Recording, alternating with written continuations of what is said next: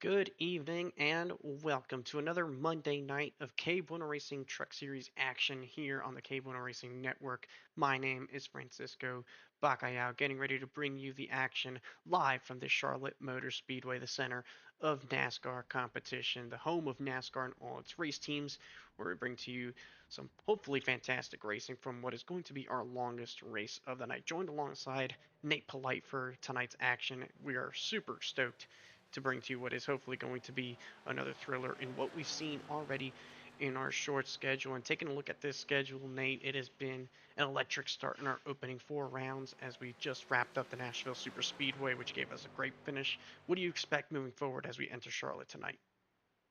Yeah, I mentioned this last week that Charlotte is the last intermediate until Auto Club all the way at the regular season finale. So for the guys that may struggle a little bit on these strange tracks, Montreal's a road course, Knoxville, that's on the dirt, Pocono, the tricky triangle, and Darlington, the track too tough to tame. Guys that may look at those and be daunted by them, they're looking at tonight to bank some big time points to get them toward the playoffs in Chicagoland. Absolutely right. It is going to be almost time for playoff racing, believe it or not, because after tonight, we are halfway through the regular season. So that just goes to show how quickly we've been moving along the schedule. And Nate, we're here at Charlotte, and although a lot of people know about this racetrack, it is still one that we would like to present to our viewers so that they get an exact idea. So, as we present an overhead view of this mile-and-a-half racetrack that opened all the way back in 1960, just kind of give us a brief description of this racetrack. Yeah, it's a 1.5 mile quad oval, a cookie cutter, as this type of track has been so affectionately nicknamed by NASCAR fans. 24-degree banking in turns 1 through 4, 5 degrees on the straights. 24-degree banking gets it's pretty high for the rest of the mile and a halfs, and of course that quad oval, not your traditional tri-oval like we saw at Nashville a week ago. Of course, it's not going to be traditional whatsoever. And you mentioned cookie cutter there, but one of the distinct features of this racetrack is how different turns 1 and 2 are than 3 and 4. 1 and 2, just a little bit longer. It just feels like it's a little bit longer. It's shaped differently. You feel like you could carry more speed. 3 and 4, a little bit narrower. It feels like you have to slow the car down more. And turn 4 wall pops up right there on corner exit. So these truckers are going to make sure that they're able to keep the truck under control off of turn 4 before heading to the start finish line. Qualifying is just wrapping up here, Nate, and right now the timing sheets are getting posted up. We got some really contentious drivers up in the front. Anybody in particular you're looking at in this top 10 as we stand right now that would need a good run tonight to turn their season around? Yeah, I'll tell you this, probably going to be a broken record by the end of the season. But I talked to Michael Walls pre-race, and he said he's going to win it, just like he said in Nashville last week. So we'll see if that ends up coming true once again this time around. Calling his shot once more. It resulted in a P3 finish from the Music City for Mr. Michael Walls last time out. So we'll see if he's able to improve those two additional positions out on the racetrack in order to come away with a race win. So with just under 10 seconds remaining in qualifying, it's fair to say that qualifying is over. So we'll move trackside and try to give you our starting lineup for tonight's race, where it's going to be a really good one here for excuse me, everybody involved. And on the pole position, it is going to be the number 75 of AJ Green. He's going to be rolling off on the front row with Kyle Benson alongside of him in the second place spot. Third place is going to go to the number 76, Justin Raw, already a race winner this season, alongside another race winner in Trevor Haley.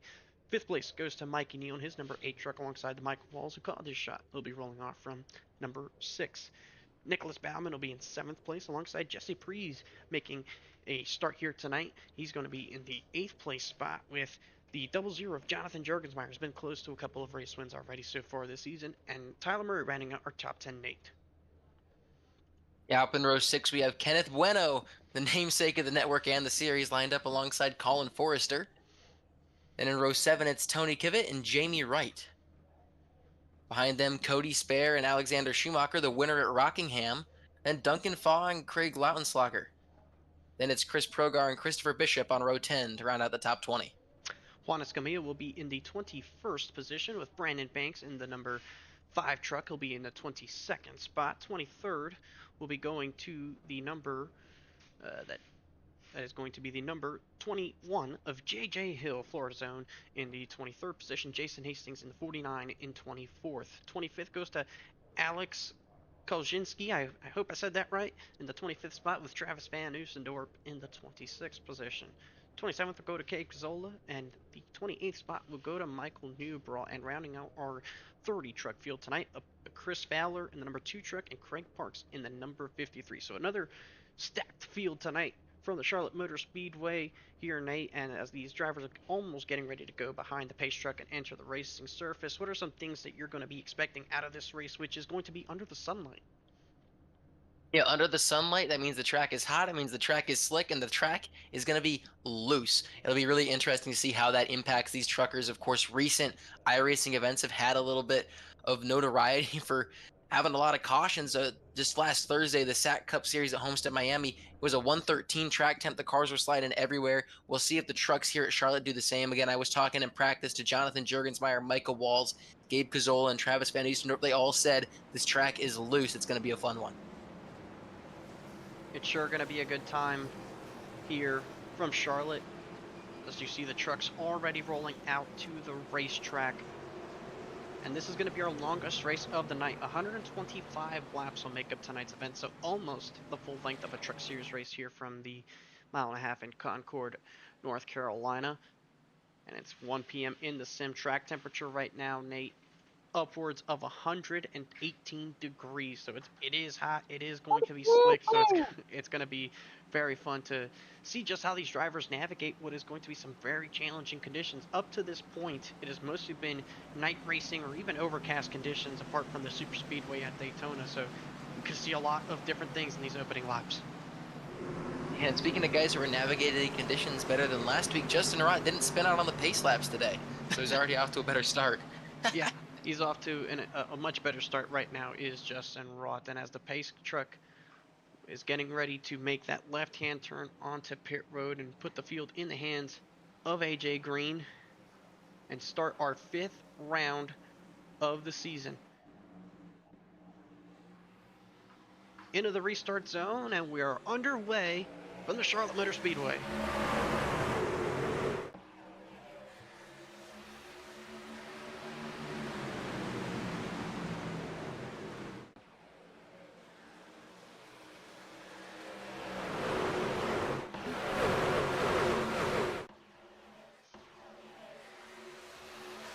See already there, AJ Green appears to have been making a block on Justin Rott, who got a great start. He's to the outside as we speak, trying to go for the race lead on lap number 1. Took just a peek to the outside on corner exit. Now he's going to get a little bit of the turf. Justin Rott, he wants the lead. He wants clean air, and he is hunting AJ Green down up to the top side as they go to turn 1. And a good defense there by AJ Green to keep the top spot. You see some green wide. A little bit further back in the field, you see it right there. Looks like Mikey Neal, Nicholas Bauman were able to sort that out. Jonathan Jurgensmeyer, all trying to fight for position just inside this top 10 early on. You're going to see trucks all over this racetrack, I think, tonight, Nate. Guys going, you see 3 wide once again. Jurgensmeyer to the bottom, having to slide it around. You see guys all the way at the bottom and all the way at the top, and you're looking at it right here. Yeah, and Jonathan Jurgensmeyer, again, one of those guys I talked to pre-race. He's always excited to see a hot track temp. He's a guy that he thinks he's really quite good at, and there's a slow truck down on the apron over there. You see that's 36 of Tyler Murray. I think he had a moment there off of turn 2. Trucks appears to be clean. A couple trucks probably trying to give him some space to rejoin safely. So no major issues here for the 36, as you see a little bit of a group further back. This is being led by Jason Hastings. They've kind of lost touch with the front of the field, but here's a battle just barely inside the top 5. Michael Walls has driven his way up into 4th. Behind him is Trevor Haley, the Daytona winner. Teammate Nicholas Bauman in that 88 truck. So these 3 guys have been contentious so far this season, and all of them have had some really good, strong results so far. And early on in this one, it doesn't look like it's any different, as Bauman may have tagged the wall. Yeah, and you're seeing these guys start to make some headway through the field. The track being tough on grip means that the better drivers, they're just going to make their way to the front, really, no matter what their truck's doing. When it's so slick like this, you got to be out of the throttle so much. And if you're better at controlling the car, that's more time you can be in the throttle. So we're going to see a lot of movement early in these runs, and I think they'll start to fan out once the cream of the crop really rises. And you're seeing the sun kind of flare up from the little cloud cover that there is over the track right now as Benson peeks to the inside of Roll for the second place spot. But the sun is shining here in turns 1 and 2, and that could slicken up that end of the racetrack. And you're seeing Michael Walls, look how sideways the truck is, but not in an out of control manner, just simply from trying to put the power down as he gets sideways off of 4. Look at that move from Bauman using the high side to try and create an advantage to get past his 12 truck, and looks like Haley, for the moment, will give it to him. And I want you to explain something to not just me, Nate, but here to our viewers, is what is the difference between running the bottom normally and putting those left sides on the paint? Yeah, well, it's the shortest way around the racetrack, but the trade-off is that you got to go a little bit slower to get down there. And also, when you're coming out of the corner from the top lane, you are going downhill, so you get a little bit of a, it's not a super huge boost, but you do get a little bit of a boost, and it extends the straightaway in a sense. You can get into the throttle earlier. You're not putting as much steering angle into the truck, so you're not scrubbing as much speed. Anytime you're moving the wheel, anytime you're not in the throttle, you're losing speed. As we look at Gabe Cazola here, he's kind of in his own zip code. Will be interesting to see what happened to him. 27 seconds back of the leader.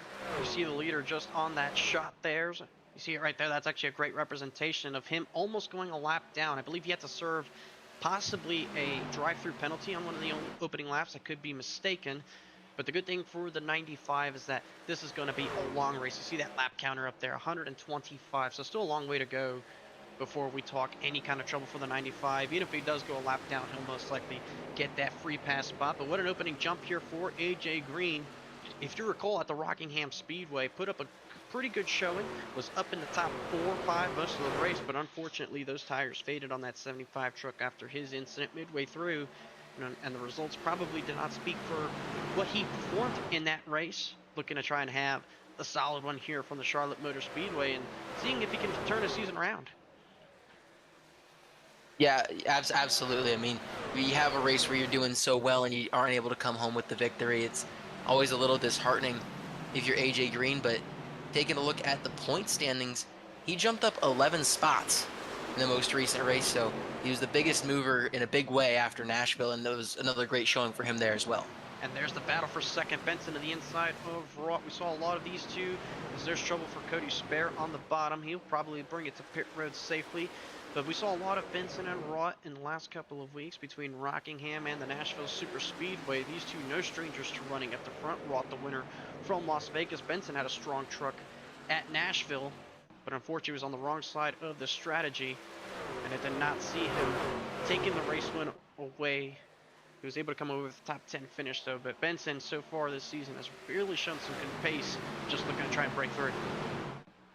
Yeah, he was dominant in the early going of that race at Nashville, and he was, if I recall correctly, going to be in the battle with Steven Maggio for the win before that caution in the middle of pit cycles. That was kind of what we were focusing on, was those two, and as happens so often when you get the field flipped during a caution and a green flag pit stops, you kind of get buried in the hornet's nest, and sometimes you can get through traffic, sometimes you can't. Truck, of course, handles differently when you're behind people as opposed to out in front. As you roll on board with Justin Rott, he's going to push Benson into turn 3 as opposed to going for a move, keeping it nice and tied up, all nice and pretty here on lap 12. Can't win it here, but you certainly can lose it.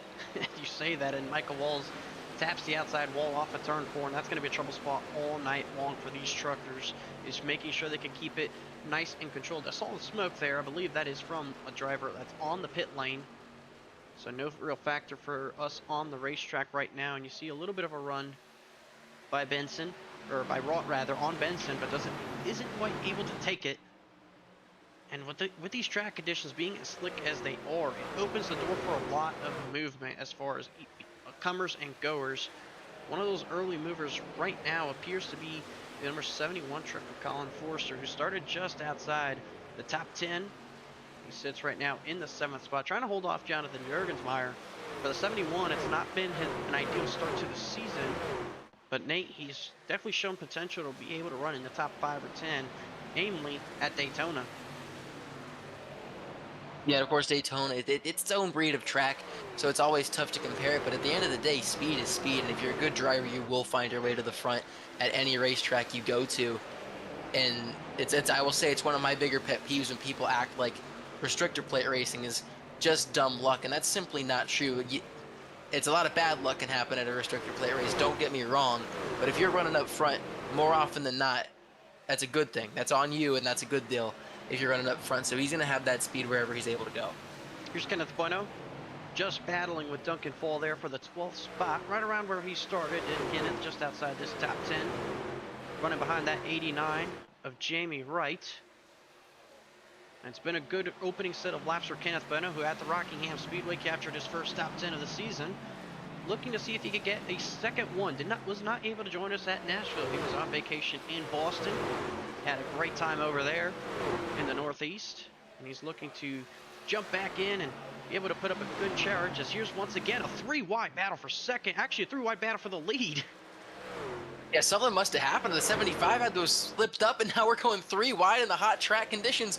Michael Walls is getting into this battle too. AJ Green's able to hold him off for now, but Justin Rott is stuck to the bottom of the racetrack.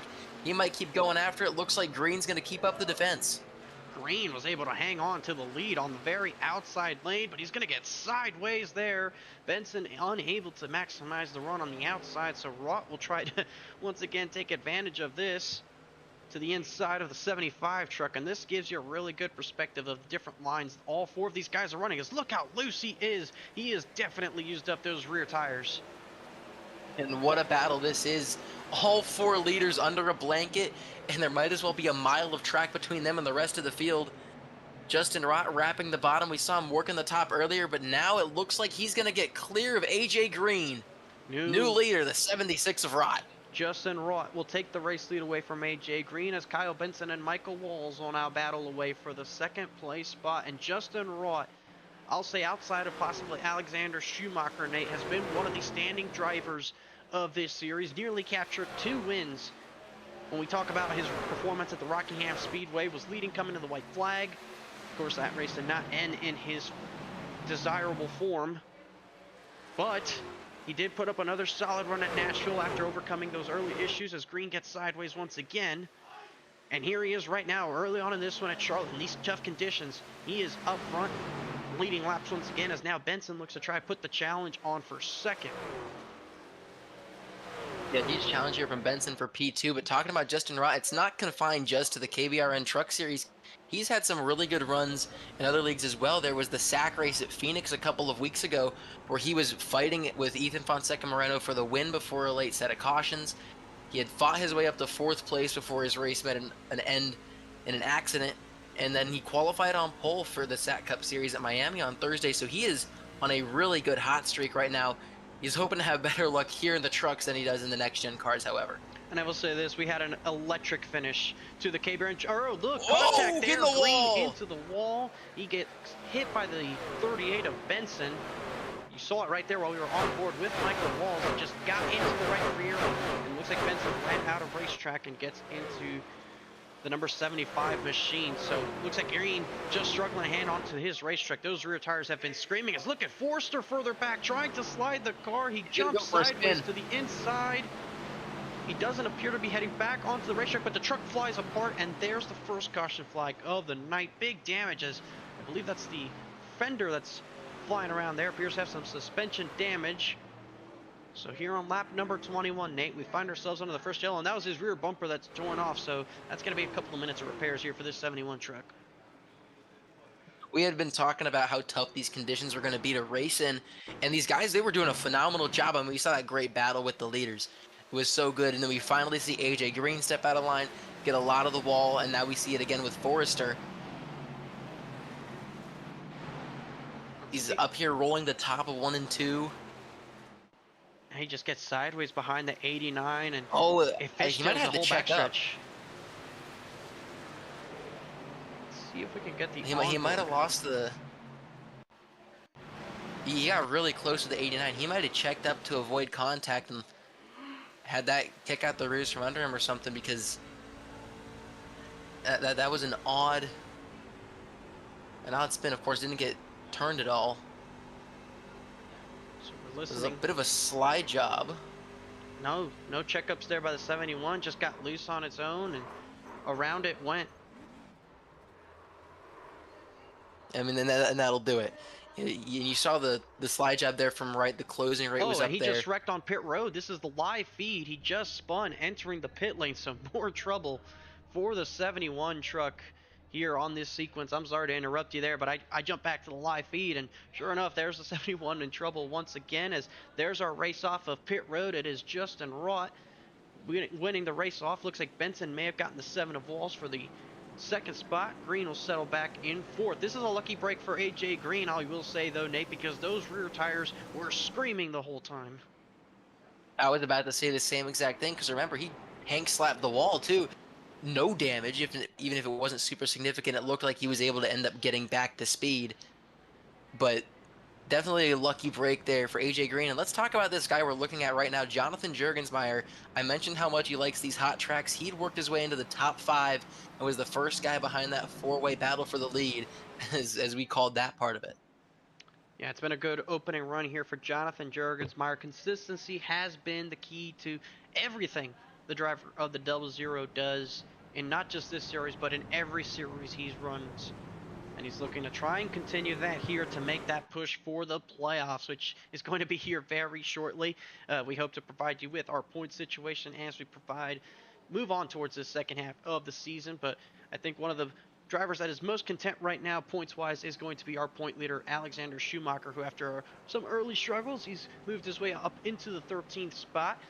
Shuey, of course, the winner back at Rockingham, got second last week at Nashville and finished third at Daytona. Has been one of the hot drivers to start this series, and he's looking to see if he can continue a top 5 streak here with another one at Charlotte. Yeah, and what a feel-good story for him too, for him to have the start to the season that he's had, and it's moved into other leagues as well. He's had some good runs in other leagues like SAC and 4 wide. So it's just super nice to see a guy finally get a little of get a little bit of a breakthrough, and especially that win at Rockingham. I know that was a huge story.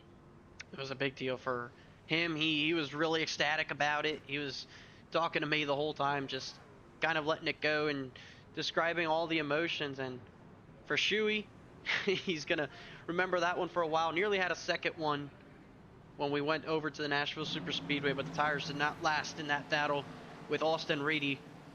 And we saw Austin Reedy take over the win. Austin Reedy not here with us tonight, so it'll most likely hurt any chances he had as the playoffs.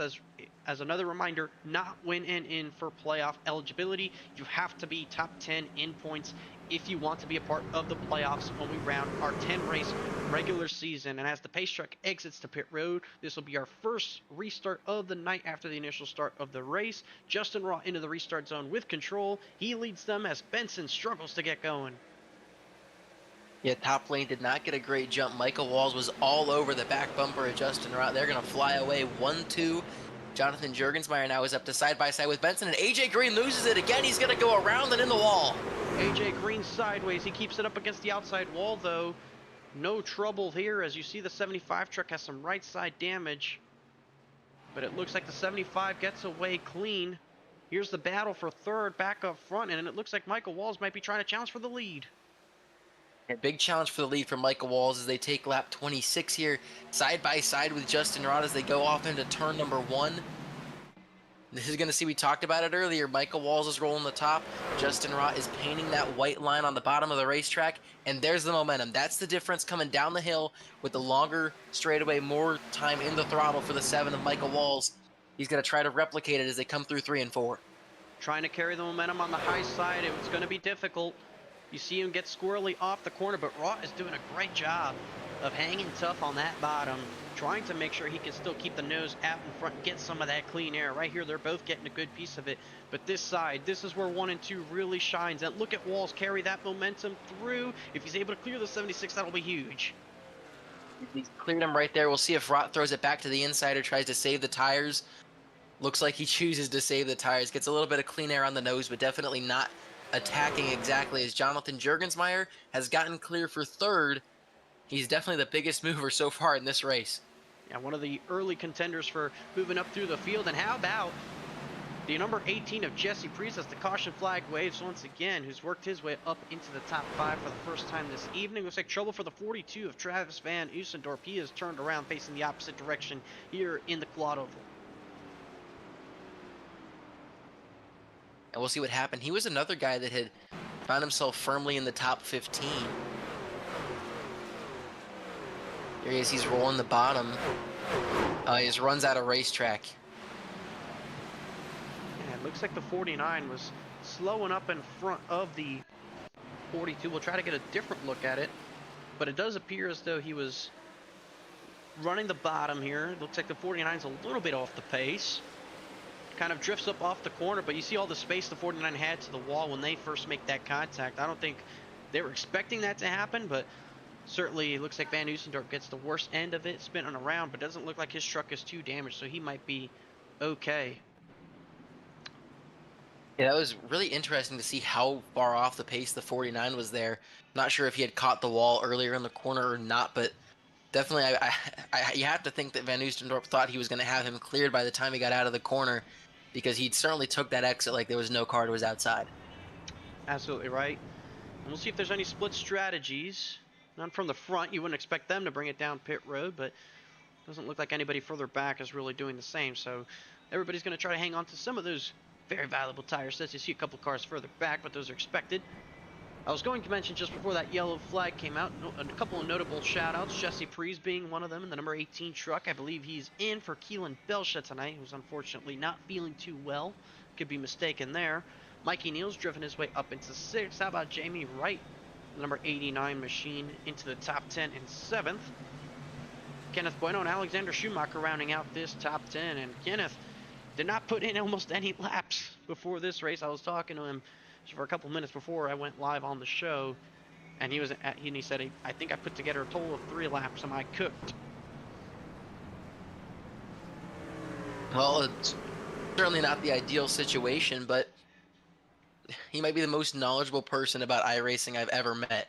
So I think he'll end up being okay, and he's certainly doing all right for now. And I'll tell the viewers this, and I've told it to him on shows, but also to him personally. Kenneth is not the most optimistic person about his results, and honestly, he downplays his ability. He is definitely a really good driver. He is capable of contending for a couple of race wins, and we saw at Rockingham when, even with the damaged truck, he was actually able to do really solidly. Came away with the top 10 finish there. Las Vegas, I believe, was in contention in the top 5 during that race.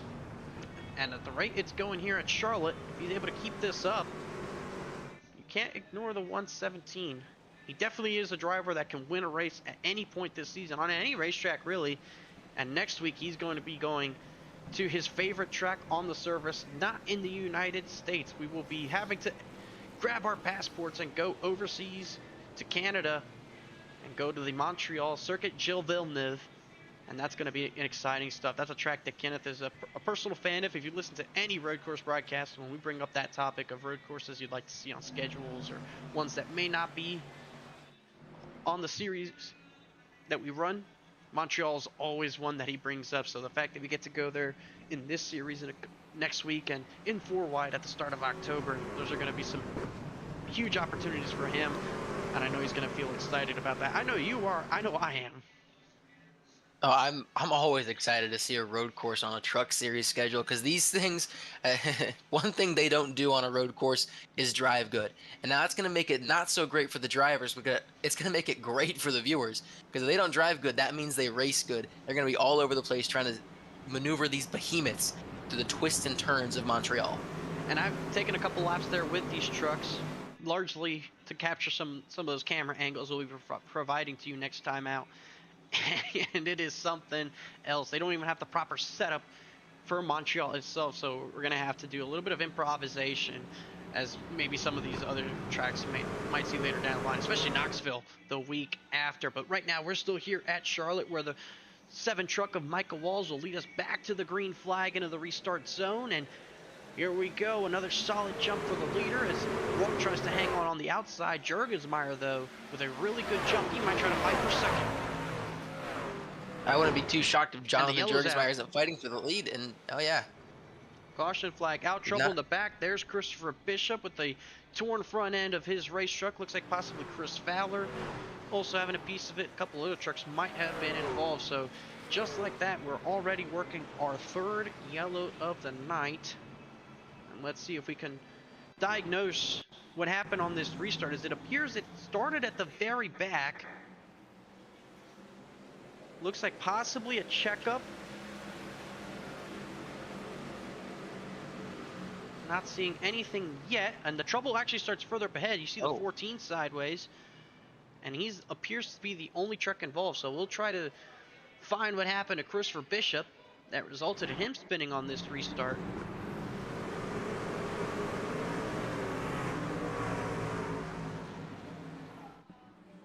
Certainly strange. Single car spin right off of a restart. And I'm thinking that might have jinxed it talking about how long that first green flag run is. Oh, he's super slow and gets hit by Nicholas Baumann. Yeah, it looks like kind of struggled getting up through the gears, lost some pace, and I don't know if Baumann thought that he was unsure of which lane he would go in. It doesn't look like he was too sure about whether he wanted to stay up top, go through the middle. Didn't exactly make that too clear for the 88. And Baumann gets into his left rear, spins number 14 out on this restart. We'll try to get you the onboard look from Baumann. And here it is, the onboard look from the Good Wrench service, number 88. So there's Baumann just ahead, or Bishop, and there's the contact sending the 14 around. Luckily, besides that hit to the inside wall at relatively low speed, no significant contact for really anybody. So I think all things considered, they definitely got away with one. Yeah, for certain. It won't be a whole lot of damage that needs to be repaired. As Justin Rott's giving the pace truck a bump draft as they go through turn number 2. Not so sure what that one's about, but yeah, we had a really nice and clean first 25 laps of this race. And then now you had a couple of cautions really, really quick. And we are entering kind of the front end of the fuel window, which is 40 to 45 laps. They've got 4 sets of tires in the pits. We know these tires are going to be screaming. Actually, I apologize. They all came down pit road a couple of stops ago. That's my bad. Yeah, But it will be interesting to see if anyone does try to take some strategy here soon. Yeah, they most recently came into the pit lane a couple of laps ago, and they haven't had that many green flag runs since. They have 11 laps working 12, but of course, we've been largely under caution ever since, so not really that many laps under the green, abusing them. So this will extend that fuel window and that tire window as far as a cutoff choice of when do you want to bring it down the pit lane and bolt on some new tires, as we'll get the 1 to green from the pace truck. Hopefully this time we'll have better luck trying to get racing here. As once again, our front row will consist of Michael Walls, Justin Rott, Kyle Benson in that 4th spot. The top 10 largely unchanged. So we'll just try to rack them up and do it again.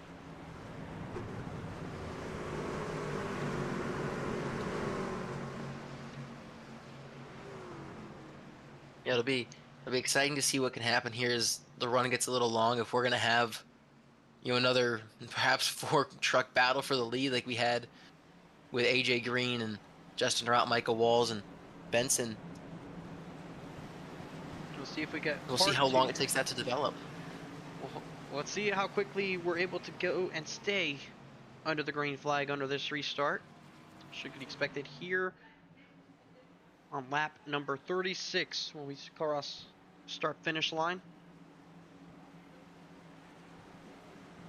And we'll still have over 90 laps left in this race, so it's still a long way to go, but anything can happen.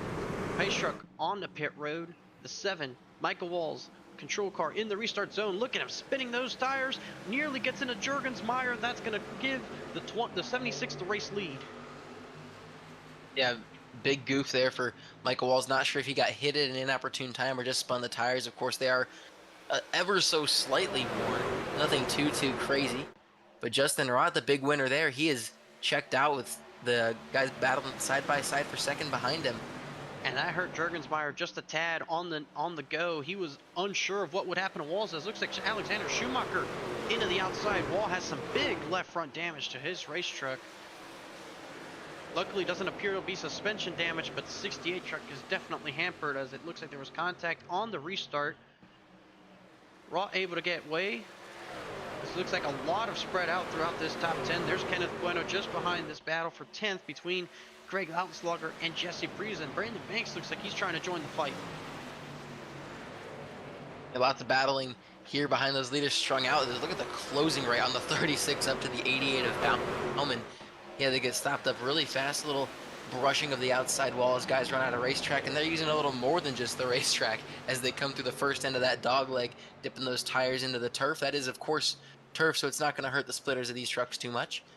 That was a change they made in 2017 in preparation for the Charlotte Roval races in the real world, and it's been obviously in that time frame translated into iRacing.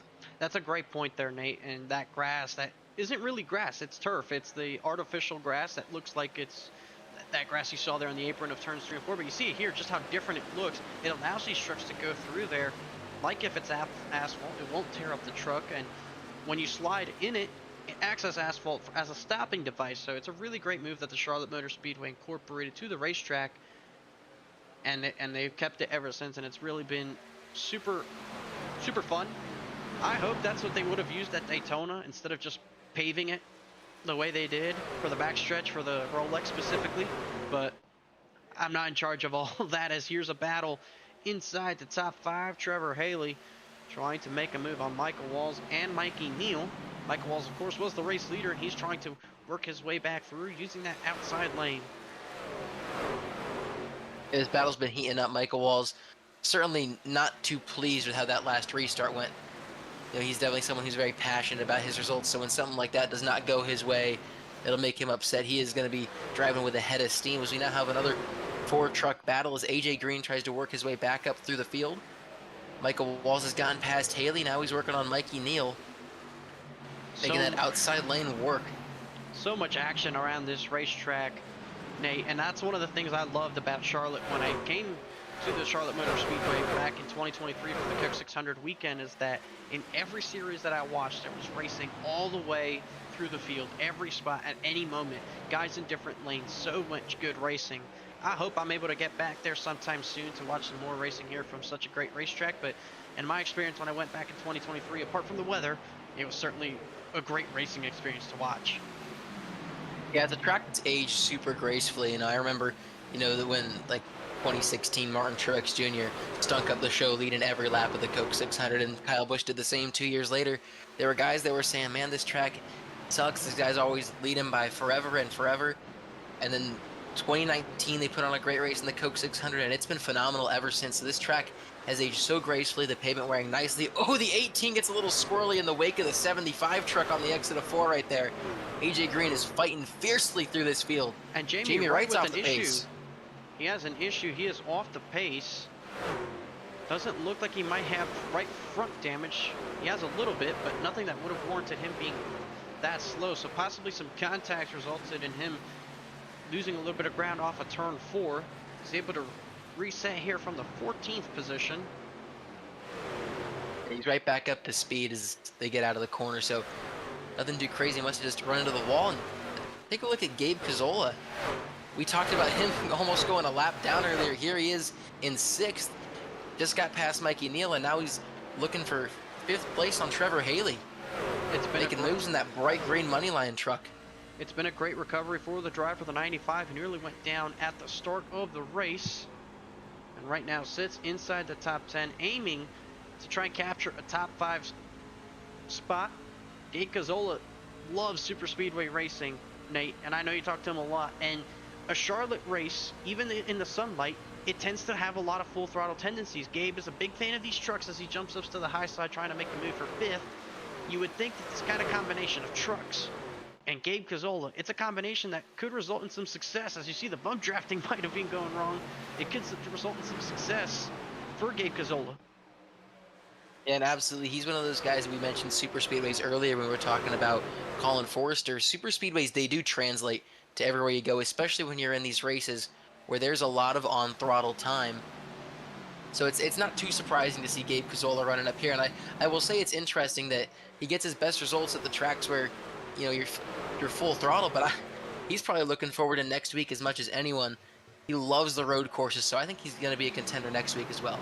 Yeah, Gabe Cazzola's always been a fan of road courses, even if He's not necessarily one of those fastest drivers. He enjoys the racing there. He races in a multitude of different uh, cars and racetracks all across the iRacing service that go outside of the United States a whole lot. I know he loves to do GT cars. He races even in some of the prototypes and some of those iRacing special events. He is a huge fan of it, runs some of those official series in the different road class types of cars and series. So for Gabe Cazzola, next week at Montreal could possibly be an opportunity for the number 95 machine, as there you see Mikey Neal goes to the inside, unable to hang on there. But further up in the front, Kyle Benson looking to try and mount some challenge here on Jonathan Jurgensmeyer for second. And Neal got a little close for comfort with Gabe Cazzola, and Kyle Benson gets a little close for comfort with the wall as he's hunting down Jonathan Jurgensmeyer. Justin Rott has checked out from P2, and Kyle Benson's going to get a nice big run down the back straightaway. We'll see if he takes it. He's going to break to the inside of Jonathan Jurgensmeyer as they head towards turn 3. Jurgensmeyer says, all right, man, I'm not going to fight you too hard. Take the spot. Oh, but he could see the crossover attempt here by the 00, but not enough of a run. Kyle Benson will move up into second. Benson really good at saving his tires in these long runs, so we'll see if that 0.8 of a second of a gap that he has to make up to Justin Rott is going to be enough. And we'll see if the long run is enough for him to catch up there. You see further back, Walls able to step into fourth. Mikey Neal back to the inside of Gabe Cazzola momentarily for the 6th spot. And that's one of our... And they've just been... See back here, Kenneth Bueno trying to battle with Brandon Banks to get back into 11th. Just a lot of racing really to try and manage all the way through this field. You see the battle here. This is for 12th, as I mentioned. It's all battle momentarily up there for 10th. We also have a battle back here for the 14th, 15th spot. That's Juan Escamilla battling the 78 of Craig Lautenslager. You see right there, loose was Craig Parks in the 53, Tyler Murray in the 36, just in front of all that. So it might not be racing at the front of the field, but certainly some great action. There's action all the way around this 1.5 mile racetrack, and these trucks are always going to put on a show here as this run starts to build a little bit to the long side of things. These guys are definitely fighting hard to work through traffic. These guys everyone's still got a dream of winning this race at this point, especially with the way recent races have gone. So they are not just fighting for no reason back here. They want that track position because they want to be able to get on pit road a little quicker if that caution comes out. We've seen it happen so many times. And we've seen it happen a lot, especially it feels like in the last couple of weeks. Gabe Cazzola looks like he might be falling off the pace right now. Duncan Fall has caught up to him as he's lost touch to the group inside the top 5. And that 16 truck, who was the point leader prior to last week, looking to see if he can reclaim that top spot. And a 7th place spot right now is going to assist that 16 in his hopes of trying to get back up there. There you see a battle right there. 75, AJ Green, 18 of Jesse Prees, and the 117 of Kenneth Bueno. 3-way fight for this 9th spot. Yeah, 3 wide. And they got to be careful it doesn't give way to that 5 truck behind him. Oh, near contact between Prees and Bueno. Kenneth was able to roll the momentum on the high side. Prees trying to use whatever grip that turf has. And you see just all 3 of them running different lines as Green once again struggling with the race truck as you see how loose he gets off the corner. Bueno will give him all the space he needs, but Green in this run, much like the opener, just unable to keep the rear tires under him. Such a loose race truck that he's got under him right now, and you got to wonder if it's got to be a setup thing, of course, and then it looked great out in clean air, but now in traffic, it could also be playing a factor, making it a little bit looser and looser and looser as the race goes on. And now they're slowly catching up to the 18 of Cazzola in the process, as you see right there, Green and Banks will now battle for the 10th spot, as Michael Walls has caught up to Jonathan Jurgensmeyer, and we'll get past the 00 for a spot on the podium. So after that, what is arguably not a good restart, Walls is able to close the gap, and he is starting to put down some really good lap times, as also putting on some good lap times is your runner-up spot of Kyle Benson, who's gained a 10th a lap, roughly, almost, in the last 5 on your race leader, and very notable, both of these guys are running the outside lane. Yeah, they're getting all the way up to the top of the racetrack, and that's kind of natural. The line is moving up here. You're going to be able to roll the corner probably just a little bit more and not put so much abuse on the front side, but it's the rear tires that have been slipping around mostly in this one. But I want to talk about that tire saving because I was talking to Jonathan Jurgensmeyer after the Homestead Miami race last week in the SAC Cup Series, which was very similar track conditions to this. And he told me the most difficult thing to do is to have the discipline on the front end of these longer runs to sit there and save your tires, understand that all these guys that are passing me, I'm going to get them back because the tires are going to go away. You're seeing that come into play now. Gabe Cazola did not do a phenomenal job saving tires. He was up to 6th. He's dropped to 9th. Jonathan Jurgensmeyer, he's dropped a couple of spots. He's back behind Mikey Neal and Micah Walls. Mikey Neal, he was at the back end of that battle with Walls and Haley. Now he's working on Walls, trying to get into 3rd place. So the tire saving is really becoming a factor right now late in this run. It is, and Fall's done a great job of it, as well as Haley, who's looking to try and see if he can take the 5th spot. Or rather, take the 5th spot away from Jonathan Jurgensmeyer as Neal peeks to the inside of Walls for the moment. As there you see further back, Duncan Fall has scooted away from Jesse Prees, who also has a bit of a gap back to Kenneth Bueno, as Gabe Cazzola's fallen back to the 10th spot now. And Brandon Banks will sit there trying to see if he can notch a top 10 position. And that's really the close-knit portion of the field. You get back outside the top 15 and we see a little bit of a bigger gap amongst race trucks. Schumacher, who we documented with that contact earlier in the run, you see that left front, it looks like the fenders hanging on, stuck inside the race car. It almost looks like, if we can get the proper angle on it here, I think there's a piece of his fender that's almost impaling him. Well, it's a good thing that this is iRacing and not the real world, because that would be a big problem. Yeah, look at it right there. If this were not the virtual Charlotte Motor Speedway, we'd definitely need to bring it down pit road in that case, and probably to a hospital if you were being impaled by sheet metal. I don't know if you'd it's be conscious iRacing, to so it's do all it. good.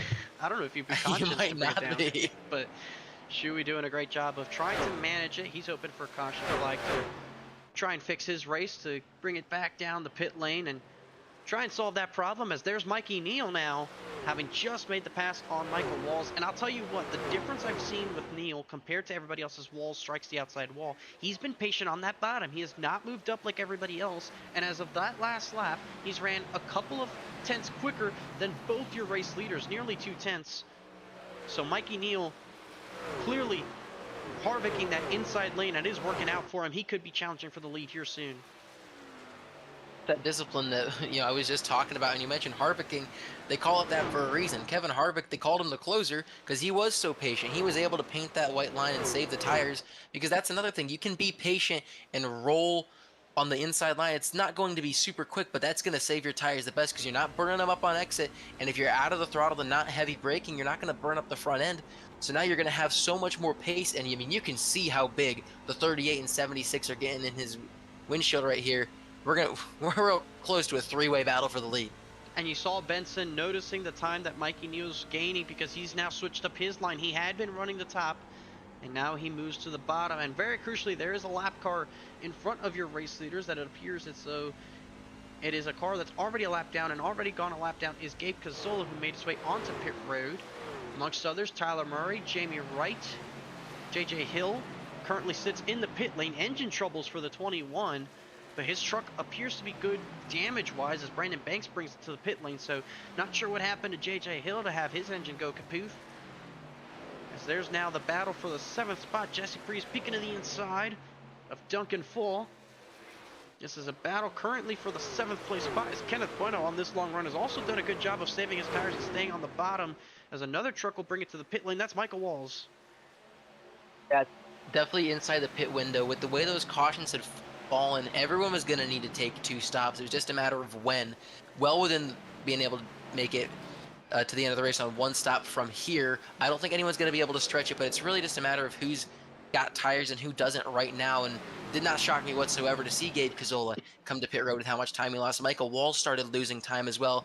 So he'll go to the pit lane to try and cover off Walls' strategy. Benson and Neal will stay on the racetrack. And honestly, I'm going to ask you this, Nate. Considering what happened at Nashville, how many guys are going to be reluctant to bring it down the pit lane until they absolutely have to for the fuel?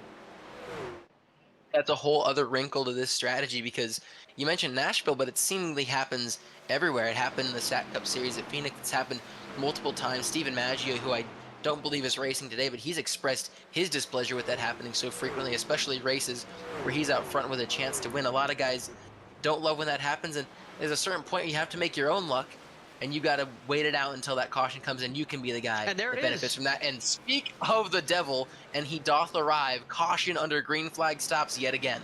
Yellow flag, possibly trouble on the back straightaway. We'll try to find where the trouble came from, but you saw a couple of trucks on the pit lane after the yellow flag waved, and numerous trucks still stayed out, with Mikey Neal being scored as the race leader. And it looks as though Benson will take his service. Looks like Kivett and Fall elect to go back out on the racetrack.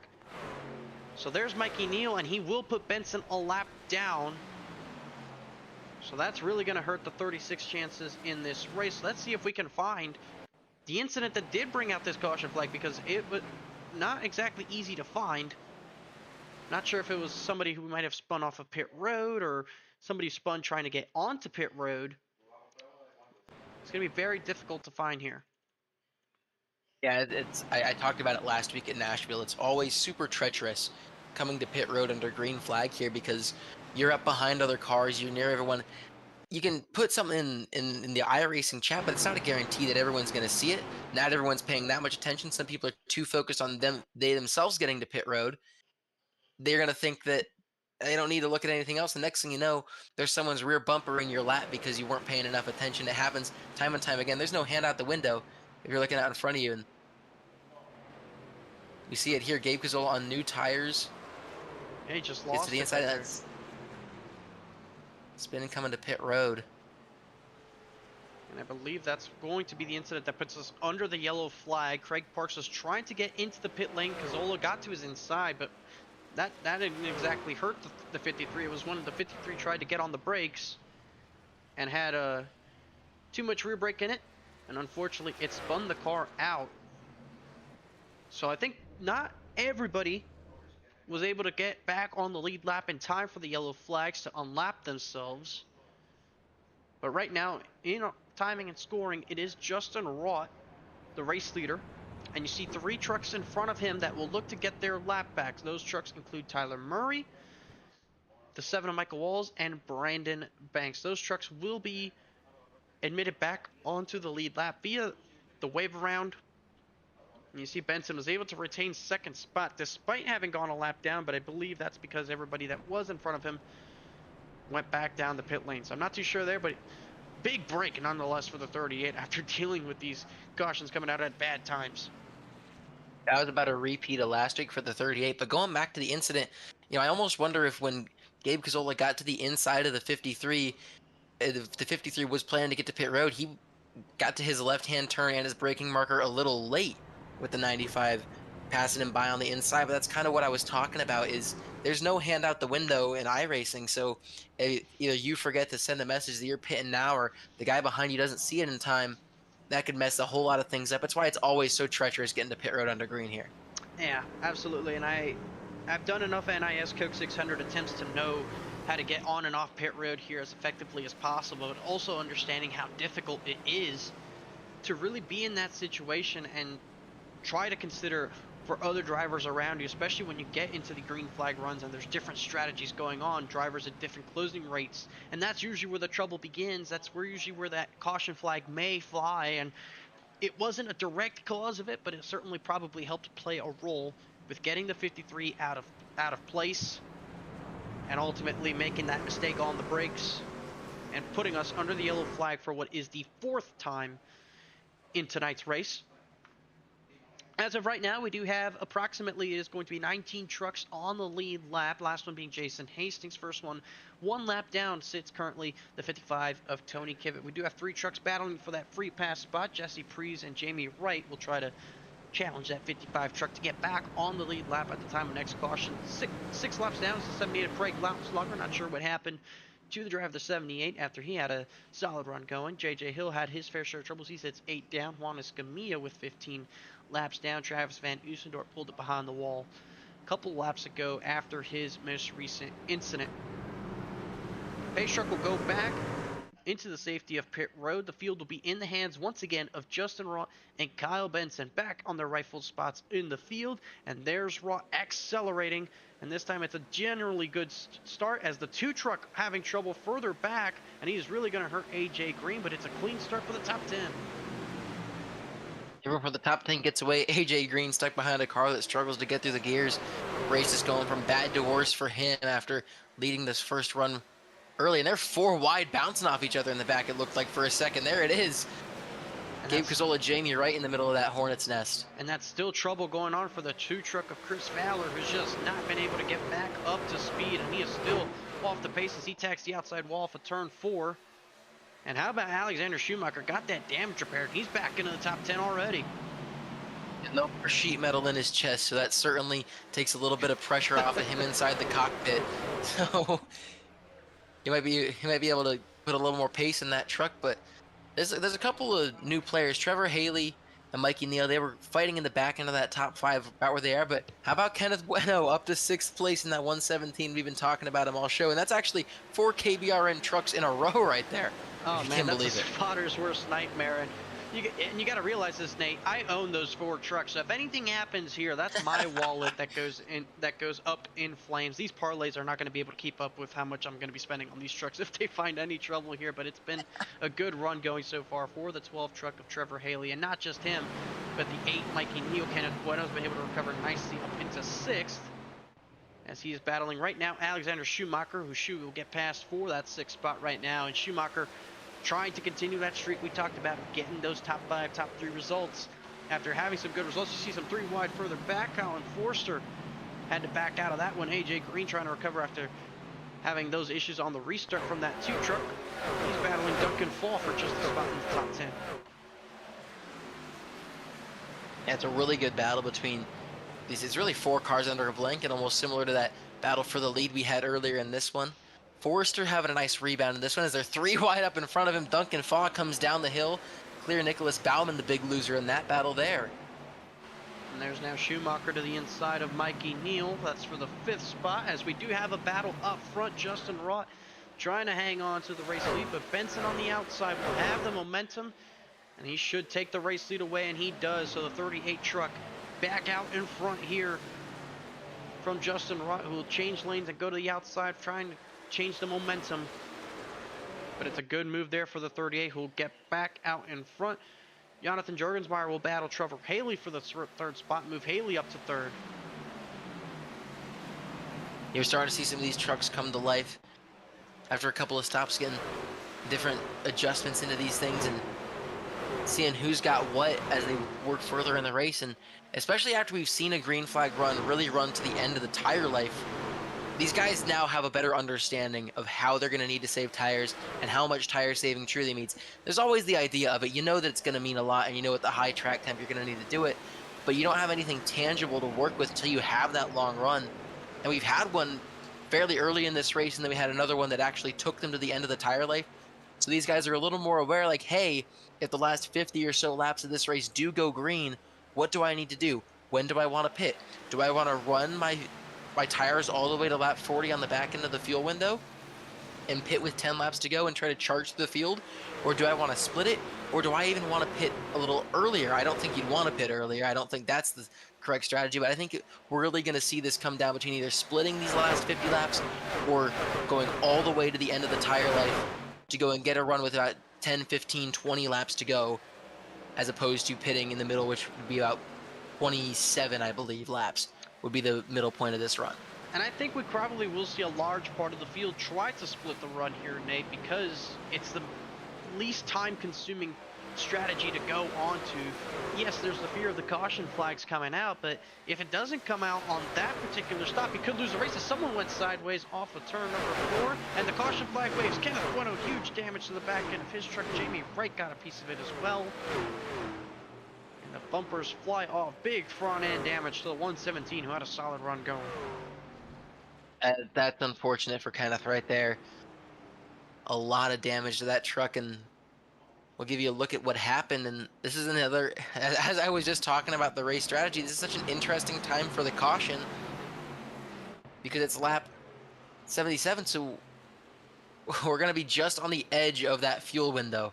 Super interesting here. Kenneth Bueno in this 5-car Oh battle. Oh, man. it started behind him. That's the worst. Priest got into right. He ended up right hooking Bueno, and real close call there for the 49 of Jason Hastings as well on the back end of that. Yeah, that looked like it started well behind the 117, but just unfortunately caught a piece of it. There was Priest with a great run on right, goes to the inside. There's the 117 who was struggling on the short run. Everybody else pushing a lot more than he was willing to do so, but Priest drifts up into right, spins him out, and he's able to get away scathed clean, but the other two not so lucky, so not going to be an ideal continuation in this race. But we'll see what the strategy call is for some. We're definitely going to see a split call, and there it is. Justin Rott will be one of those drivers to make it onto the pit lane, trying to see if anybody decides to follow, and indeed so. Colin Forster will be the next one. So not many trucks, and crucially, of your contenders, Justin Rott is the only real one. You see Michael Walls a little bit further back there try that strategy as well. He lost some track position, so they can possibly try to stretch this to the end on the current lap count, as we are under 50 laps to go, right on the edge of that fuel window. There's a chance, Nate. I'm saying there's a chance, but you're asking There a is a lot out of chance. this. And I will say, this is almost reminiscent of the strategy that Justin Rott pulled at Las Vegas. He was going to run that thing dry. I think he had it until about 8 to go is what he had fuel for, and I think he got the caution when he was in the middle of the backstretch with his hand out the window, so to speak, and that ended up being a race win for him. So we'll see if the stars can align once again for that 76 truck of Justin Rott. On board with him right now, and the engine is quiet, so clearly the mission has already began to save fuel. And honestly, it wouldn't surprise me if you saw some of these trucks, particularly those a little bit further back probably, come in and top off here on the 1 to green to ensure themselves as much fuel as possible before this restart. Yes, if we get any yellow flags, that will help their fuel situation, but the latter portions of this race have had a little more green flag runs, so you kind of have to try and guarantee whatever you can when you can, right? Absolutely, I would definitely. You don't lose a whole lot if you're coming in and pitting with 1 to green here to top off on fuel. So we'll see if there's any takers. Of course, the engine shut off all the way is going to not burn anything as they just coast around this racetrack. That's the go-to strategy in every level of NASCAR. You know, virtual and real, is you turn off the engine and just kind of roll around. That's how we've been able to see some of those miraculous fuel-saving feats in the Cup Series. I mean, think about Nashville in the Cup Series last season. Joey Logano lasted 5 overtimes. I don't remember exactly how many laps it was on a tank of fuel, but it was probably 20 laps past the window. I'm not saying anyone's going to be able to do that here today, but certainly there's a lot of fuel to be saved in these race trucks. Certainly a lot of fuel that can still be saved in an effort to try and get to the end. But we'll see if things go in their direction, in their favor, to allow for that strategy to play out. Justin Rott will be restarting in the 10th place position, so he's not lost a lot of track position, and he'll have, crucially, some fresher tires to deal with. Not a whole lot, but they can make a difference when you consider the fact that a lot of those 12 laps that the other drivers ran are on 12 lap green flag tires. So we'll see that 76 try to work his way through the field. It'll be Kyle Benson leading the field to the green flag, this time with help from the number 12 truck of Trevor Haley to his outside, as they'll enter the restart zone for the first couple of rows. And Benson will launch and put us back under the green flag. And you see Trevor Haley spinning the tires, nearly gets into the outside wall, and he'll tag Shuey into the outside wall. They make the contact. More trouble as the big one happens in turn 1. Hard hits everywhere. Huge restart crash. That's everybody from about 6th on back involved in that one. Oh, man. And it started right there with the 12 truck of Trevor Haley, who got out of line. And I think he tried to get back away from the wall, and he unfortunately tagged his teammate in the process, and that sent off the entire thing. We'll try and get a look of it again, back from the restart itself. And here's the view of it. There's the 38 of Benson firing. The 12 goes, and then as he shifts up to third, you see the back end step out. And right here, Shuey's running what you would call probably the normal racing line, but then Trevor Haley comes down and then afterwards just stays going left. And look at the air time that AJ Green got on that angle. We'll try and get multiple angles of this, but what an incident here in turn one, Nate.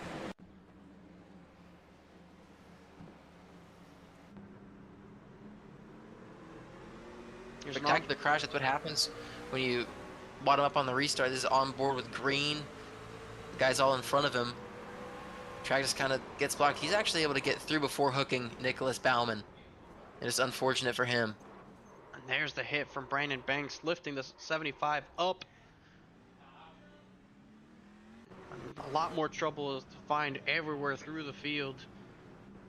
So we'll try to get you a look here from Nicholas Baumann. And like you said, these guys missed the wreck. They were not a part of the incident. They got through, and just barely the 75 clips the 88 right around here. And spins him into the outside. A big hit there for him. And there's a couple more trucks. And then right there, nearly gets hit front end by Jesse Preece. So a big save there for Baumann to not get any more damage, as him and other drivers sit on pit road with damage spray. You see some good front end damage there. And that really will shuffle up our running order. That's a lot of trucks, and not just a lot, but that's a lot of competitive trucks at that will have some pretty significant damage. You consider the trucks that pitted under that last caution. Only 2 of them have not pitted under this current yellow, and that's Colin Forster and Craig Parks. So they'll have the track position. Justin Rott pitted again under this yellow flag, I believe for fuel only, for the number 76, just to ensure himself to get to the end, and that makes sense. We'll be restarting close to 40 laps to go, so it's an even safer margin to try and make it at. Michael Walls has a clean truck. Kyle Benson has a clean truck. Numerous other trucks appear like they're clean, but that definitely took out a good portion of the field. And you mentioned them definitely being within the fuel window now, so it takes kind of any strategy shenanigans out of this for the most part. Perhaps if we see an incident later on in this race, we could possibly see some guys pitting for tires to try to jump spots or maybe get by some people on the restart, those who stay out. But right now, if it goes green, it's gonna be a true race. And the attrition levels have gone up. As it stands right now, 15 cars are all that are on the lead lap, the last one being this number 88 of Nicholas Baumann. You can see just how pushed in that front end is, and possibly still some suspension damage somewhere in that 88. Doesn't look like it's handling all too fine, but he's going to hope for some more chaos to try and continue fix that race truck.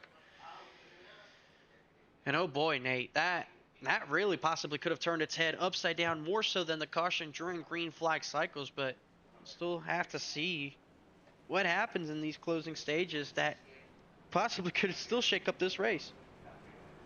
Yeah, that was a lot of contenders taken out in this one. And speaking of contenders, we have 2 brand new faces at the front of the field. It's Colin Forrester and Craig Parks. They've been in the headlines in this race, but for all the wrong reasons.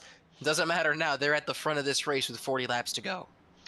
We'll see if they have an opportunity to still contend for this race win, as the pace truck once again will go back onto pit road.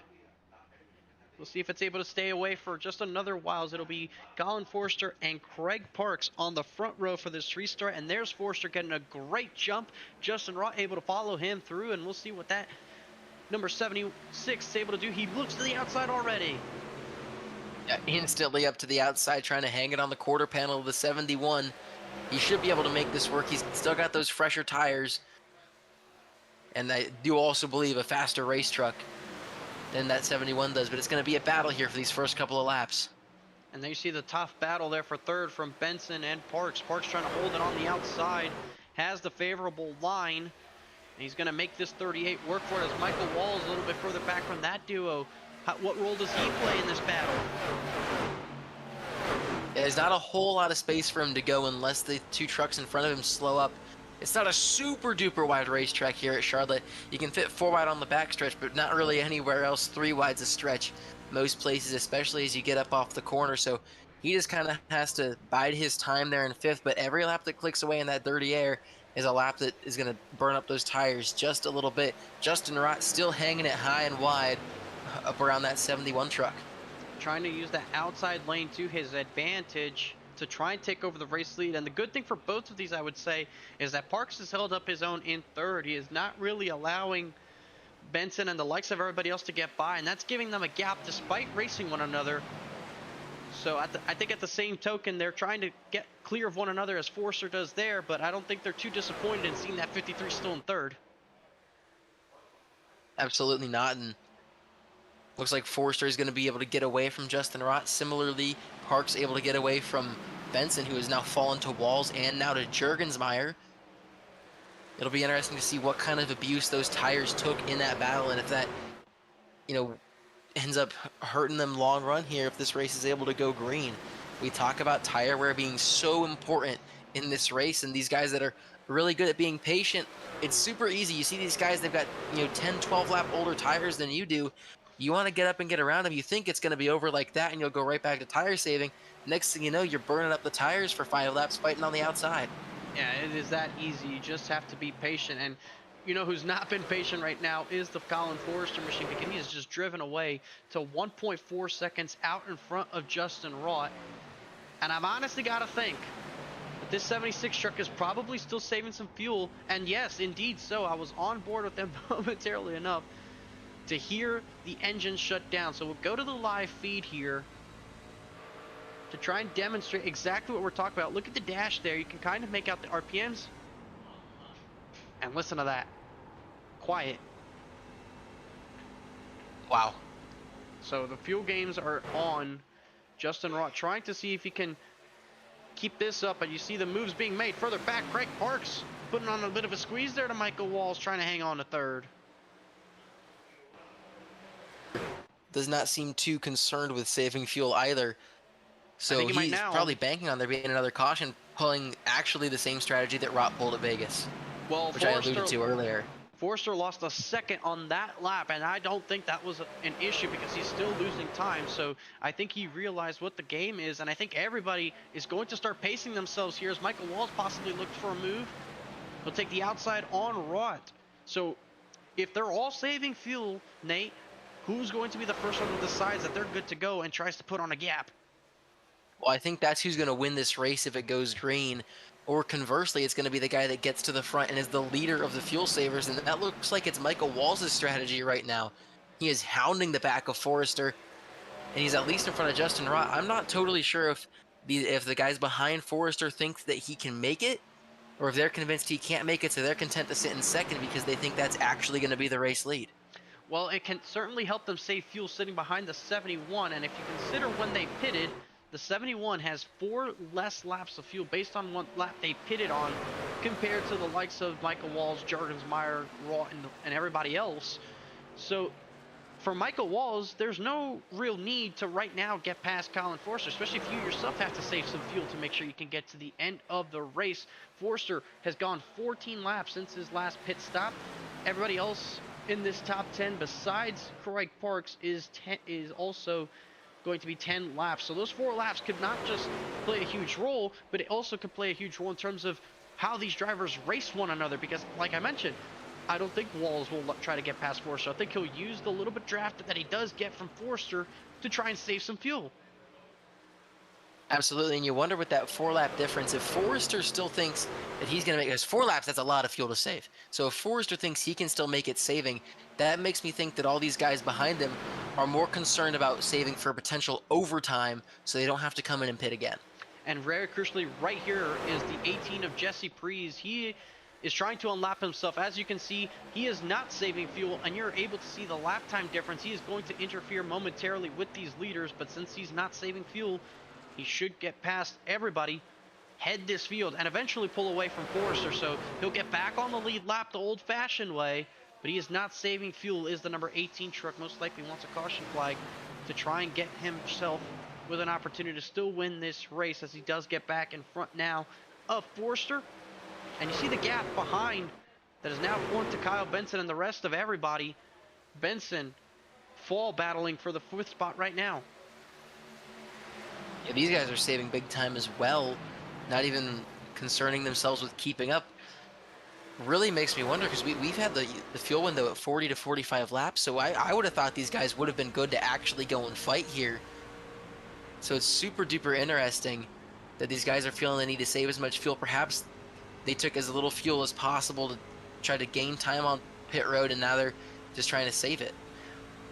Well, I mean, if you consider the fact that they last pitted, at least most of them pitted 14 laps ago, and it's currently 29 laps remaining in this race, you do that math, that puts it right on the edge of that window. So I think it's the fact that they're looking at either being a lap to the good or a lap to the short. But with this many laps to go, it's probably right on the money. So you don't exactly want to play it too difficult there, as Michael Walls will go past Forrester, and that's for the trucks that pitted 10 or 12, 13 laps ago. Forrester has 4 less than that. So I think right here, Forrester probably would like to see Michael Walls get past him, decides, hey, I'm going to sit back behind here and save some fuel myself because I need it more than you do. Yeah, Forrester's got a lot of fuel to save, and it's going to be an absolute chore for him to save that much more fuel than the rest of the field. Certainly a gamble, and I think that just as much as a lot of guys, he's hoping for a caution, because as hard as he's going to try, I think that he kind of realizes the likelihood that he's able to get a win from this fuel-saving tactic is probably not super high. Well, he still can hope. And Forrester's done a good job at saving fuel to get some race wins in the past. So this is no stranger of a position for him to be in. You see that second group being led by Kyle Benson. They've slowly started to run a little bit quicker lap times than this front group.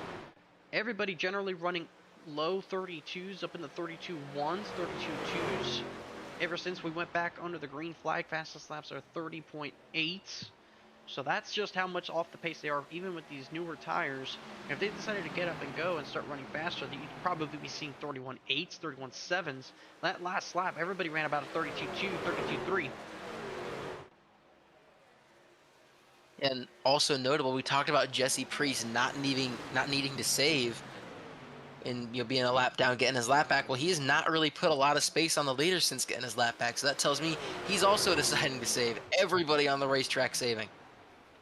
Absolutely, could be important because with 25 laps to go in this race now, if the caution does not come out, it's all about how much fuel is in the tank and who has enough drops in there to come across the start-finish line to win this race. And at this point, it could be anybody. And I think the biggest thing for Priest was getting to the front, getting in front of the leader so that you are on the lead lap. And then right here, knowing you have a tire advantage and a track position advantage, you could just kind of sit there and wait for that caution. Absolutely, and still be in a spot to jump some people if they do run out of fuel here at the end of this race.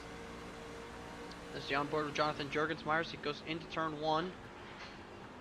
And the pace continues to drop. We're at 32.3s.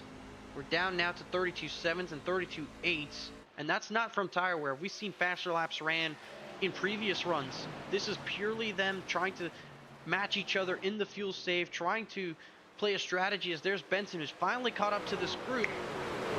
Is he sure he can get to the end of the race, because he is running 32.4s? So he's saving a little bit less than everybody else. And that might be the move, but we're not too sure here still with over 20 laps to go. But Benson's clearly trying to put on a charge. Yeah, even without the stopwatch, you could see that he was starting to make some serious headway. And we're gonna see if he decides to back it down to pace with these guys, or if he's gonna keep going, because the rest of his group is also really on the move right now. Yep. Getting around these guys. Justin Rott is under fire from, I believe that's the 8 truck. As Mikey Neal to the inside of the 76 of Justin Rotten takes that spot. Benson out of the outside of Forrester for P2 on the racetrack. And we'll see how much Michael Walls decides to fight this, knowing that he's gotten an opportunity to save a little bit of fuel behind the lap truck of Jesse Priest, but knowing that this is the current battle for the top spot. Could it be a battle worth fighting for the 7, as Neal now to the outside of Jurgensmeyer for P4? Possibly looking to the outside of Forrester here in turns 1 and 2, as Forrester has to save more fuel than everybody else. So you see Benson now trying to load up the outside for a possible move for the race lead as Neil goes for third. Here's Benson. He's going to have a pretty big run on Michael Walls down the backstretch. We'll see if he takes it. Michael Walls is already inching to the inside. He wants to put Benson behind the lap truck of Priest. All the way up on the fence is Benson. A little squeeze play out of turn number 4. But Benson's going to take the spot, and he's going to get clear. Walls is not too aggressive. He'll give the lead to Benson. And if you were listening to that on board, you heard that the 38 is also saving fuel. But clearly, it's not to the same extent as everybody else. They're all saving at a different pace, trying to ensure that they can get to the end. And you can see right there, Mikey, Neil, Forster still fighting each other now for third, as they're both catching back up to Walls as Prees looks like he's trying to let everybody go now. They'll be 3 wide almost off of turn 4, but Prees will give way. There's a new player up here. I believe Gabe Cazzola is going to be a lap down here. He was involved in that big accident. But certainly was surprised to see him up near much of anybody. And there you see the line, almost looking like the Michigan International Speedway with how single file this group is and how far ahead they are of the next car for position. This top 7, you have to go all the way back nearly 4 seconds from Duncan Fall to find 8th place runner Tony Kivet, as they're all trying to save fuel. There's another move now. Mikey Neal to the outside for 2nd place. Yeah, this tells me that Benson and Neal think that they have got the best fuel load. They want to be out in front, controlling the pace of this race. And it's the question we ask: when someone starts pushing the pace, when are people going to start to follow suit and really try to stick with them? I really wish that we had an insight into how much fuel was actually in these trucks, because it is going to be tight here to the finish. It is, and when you look at the timesheets right now, they're still on the high side of the 32. A lot of the leaders actually have backed it down to 33 O's, as Mikey Neal ran a 32.9, and he'll take the race lead here off of turn number 2. Looks like Benson might try possibly the crossover move. Neal will throw a little bit of a flinch towards him. Leave the space though for the 38 if he would look to try it. Nothing doing there. Wall's still hanging tough, but clearly all of these guys are content with not racing too aggressively if someone makes a move, and all of it is in the name of trying to save fuel here with now 16 laps to go. Walls peeks to the inside for 2nd.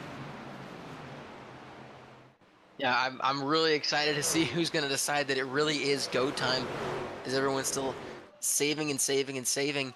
Every time I see someone try to look for a pass for position, I'm like, oh, is it time to go? Is it time to go? Is this our race winner? And every single time it's been, no, I just want to get to the front, get some more clean air while I save my fuel. We're going to have a doozy of a finish. And still a lot left to happen. 15 to go at the cross of the start-finish line. More traffic ahead. Nicholas Bauman. And the leaders are still running 32.9s, and you can see Cazzola on the outside jumping up there. Cazzola sits 13 laps down, but you can see the pace difference between what a driver trying to push versus drivers trying to save fuel. It's not too much, as Cazzola has probably used a lot more of his tires compared to the leaders who've been saving fuel and in turn saving their tires to an extremer amount. But as of right now, Mikey Neal has pulled away a little bit to about half a second over the now battling 2nd place trucks of Benson and Walls. So is Neal good? Does he feel safer than his competition? Because now it feels like he's starting to push. He ran a 32.8 that lap, so he gained about a 10th or 2 from where he had been running. Could this be a sign that Mikey Neal feels like he's safe to go to the end? It very well could be, and that spells trouble for the rest of the field, because that means you've got to start to push if you want to win this race. And it's that internal chess match of what matters more to you. Do you want the trophy? Do you want that trip to victory lane? Or do you want the points that come with a top 10, top 5 finish? And that's a great question there, Nate, because we know that winning does not guarantee you a spot in the playoffs. So the only thing that going for a win would do is get you those bonus points, and obviously the righteous feeling of winning a race. But for your playoffs, it doesn't actually do much of anything. So do you prioritize going for the race win? If you're someone who has points, who has good results, maybe you do gamble and go for it. Others who might need to try to take these points while they have the opportunity might have to think twice about it. Duncan Fall has joined his way up into this top 5 battle. Remember, he's battling for that points lead with Alexander Schumacher, and after the trouble Schumacher had earlier tonight, who's currently sitting 20th, maybe this is all the 16 needs, is a decent finish. He doesn't have to win the race to take that points lead back. And looking up at the front here, we've got a few guys that are towards the front of the point standings. Michael Walls, Duncan Fod, Jonathan Juergensmeyer, Justin Rott, and then Benson as well. So plenty of guys that are pretty solid looking on points as of right now. They might be willing to push the issue to get that win and the bonus points. It's 11 laps to go. And with every ticking lap, Nate, it is going to be even more enticing to see just exactly how this winds up and who can land it in these closing 10, 15 miles remain here from the Charlotte Motor Speedway. And still, we have no idea who can win this race, who may come out on top, as Mikey Neal now has a nearly 7/10 of a second lead. And you can see the gap starting to grow physically to his competition. If he is safe on fuel, then that's all it needs. But if he is still short, I'm wondering if he's banking on a yellow or running out and playing the gap game. Because as you know, you don't need to win by a huge margin as long as you could just get to the line ahead. Yeah, you do not need to have any fuel in the tank when you take the checkered flag either. We're not taking fuel samples or anything, so you can run it dry and coast to the finish. We've seen it countless times in the real world in the Coca-Cola 600. Wouldn't be too shocked to see it here. But this goes back to one of the themes that was, operative at the start of the race, which is discipline. Granted, this is a very different type of discipline. You see all these guys going so slow in front of you, and then one by one, they start picking up the pace. It is difficult to stay disciplined, knowing what you need to do to save your fuel so that you can have a chance at getting this race here at the end versus burning up your stuff, losing all that fuel, and ended up finishing outside the top 15. And Benson trying to see if he can take second away from Michael Walls, jumped up to the outside. He should clear the 7 truck here off of turn 2. Juergensmeyer, with the help of Gabe Kozolov, could possibly try to mount here a charge shortly. But Benson's not going to give this up. He's half a second back, approaching 7 laps remaining. Does he have anything in there to go catch your race leader tire-wise? But is he good to go fuel-wise? Yeah, tires at this point, I'm not sure that that's the operative factor. Of course, as you're saving fuel, the stuff that you need to do to save fuel is going to help you save tires just a little bit as well. But these guys have also been in dirty air, so that certainly doesn't help the grip levels a whole lot. And it looks like they're getting a little bit closer to Neal, just ever so slightly.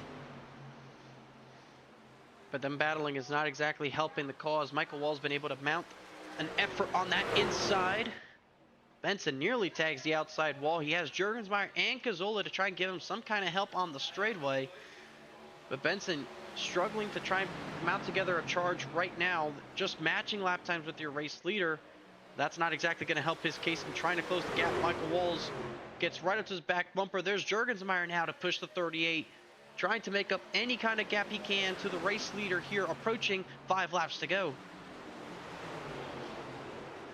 Yeah, these guys are certainly fighting each other like it's go time, even if the lap times may not reflect it quite yet. But this battle is intense. And one person's loving it. It's Mikey Neal. He's saying, let me just keep driving away from you. If you guys are side by side, that's slowing you down. No matter how hard you try, I can save just a little bit more. There's Walls looking all the way up to the I side. Not enough doing there, but I will say Juergensmeyer cleared both of them and has moved up into second. We'll see what the double zero has in these closing 4 in terms of trying to catch up to Mikey Neal. And just as a reference here, Nate, these drivers are going to start their 39th lap in this stint with 4 laps to go. So we're talking about right at the edge of the expected fuel window. So it can come down to the final couple of corners, much like they did in SAC Cup Series action, as it's almost making contact as Walls and Benson. Right there, leaning on each other as much as you can at Charlotte Motor Speedway. Benson's able to hold the spot. Jonathan Juergensmeyer is well clear in the second. I think he's decided it's time to go hunt for the lead. It's a 1/10 and a half. The difference between 1 and 2 that last time by to the advantage of Juergensmeyer, and you could visually see him starting to close that gap. It's within half a second, 3 laps to go. That time at the start-finish line, the difference was a tenth and a half again. So Jurgensmeyer at this rate can get there at the white flag, Nate. Getting there's one thing, passing him's a whole different ball game. We've seen guys really struggle to make a pass in this race. So for Jurgensmeyer, he's going to really have to start digging deep if he's going to want to get past this 8 truck. You see Walls once again making the move to take third away. There's Rott trying to have a comeback late in this run on Duncan Fall. But that lap was not nearly as a good one for Jurgensmeyer, who still sits about 4/10 behind.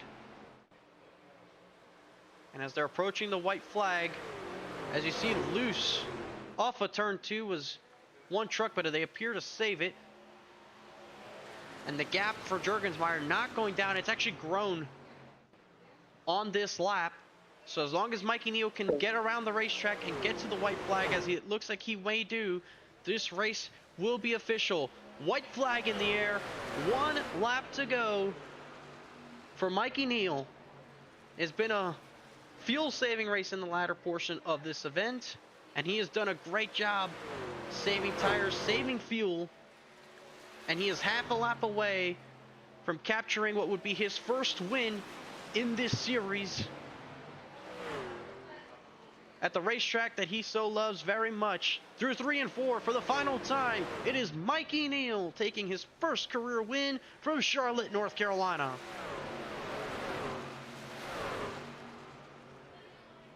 What a way to finish that one. Everyone looks like they're going to make it after all of that fuel saving, and Mikey Neal with a masterclass to get the job done. He was the first to say it's go time, and that's what ended up deciding this race. And there you see the congratulatory taps from his competition. Becomes the 3rd KBueno Racing driver to visit victory lane this season. 3 and 5 races, so an unreal stretch by everybody at that organization. First time we got to call Mikey Neal a race winner here in this channel as well. So it's a very big moment for the driver, the 8, as he'll enter the front straightaway here. And he'll celebrate on pit road. And there he goes, celebrating his first career win, is Mikey Neal, number 8 truck.